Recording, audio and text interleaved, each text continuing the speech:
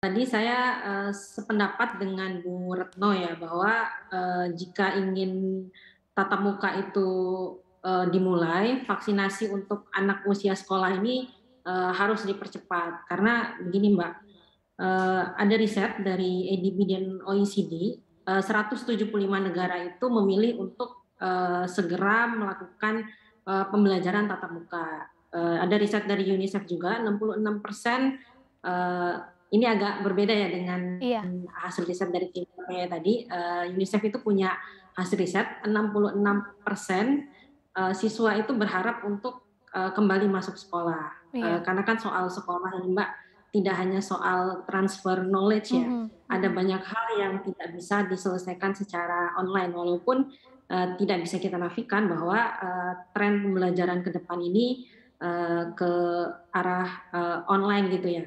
Apalagi Mhm. sekarang sudah, berkembang cukup pesat teknologi artificial intelligence, video pembelajaran juga, eee, cukup, agresif ya, cukup, ini dari kalangan swasta dan dari kalangan pemerintah, produksi konten belajar itu, cukup masif ya, Mhm.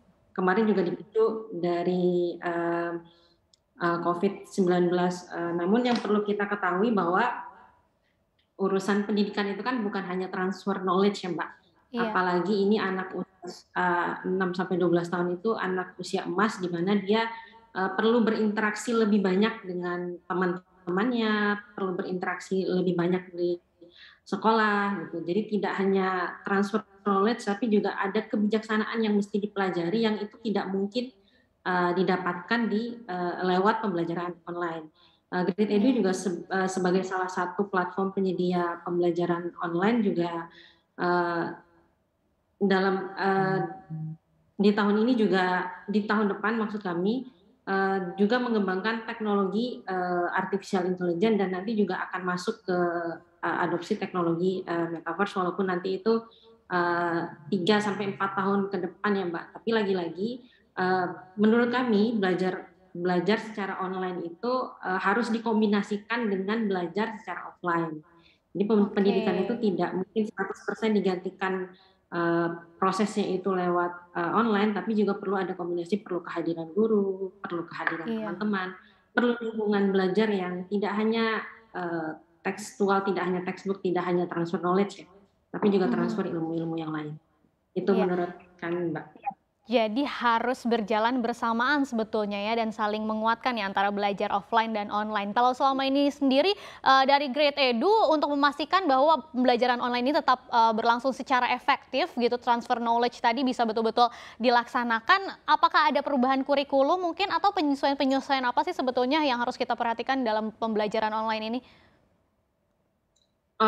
Karena kan pembelajaran online ini, kalau di atas 2 jam itu kan, menurut saya cukup membosankan, Mbak, ya. Mhm, mhm. Jadi, porsi ininya, selama ini kami bagi begitu, kalau yang selama ini, eee, pengetahuan itu bisa di atas 50%, mungkin kalau dalam pembelajaran secara online itu, praktek lebih perbanyak gitu ya, Mbak, porsinya, Mhm. agar Eee, siswa itu lebih banyak diajak untuk berdiskusi, diajak untuk memecahkan studi kasus, diajak untuk, karena kan kalau online itu bagaimana sih, Mbak, ini kita apalagi anak-anak usia sekolah ya yang, Mhm, mhm. secara ini juga tidak semandiri orang dewasa gitu, apalagi Mhm. harus didampingi macam-macam. Nah itu kan, kalau terlalu banyak, materi secara teorinya, saya yakin anak-anak itu juga akan bosan, kalau sudah bosan kan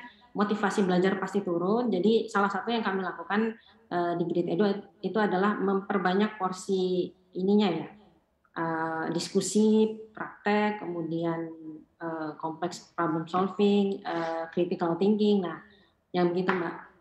Karena kan sebenarnya kalau, urusan pengetahuan itu kan bisa kombinasi lagi, Mbak. Mhm, Selain mhm. lewat tatap muka, anak-anak juga bisa belajar lewat, buku, terus, e-book dan macam-macam gitu, Mbak.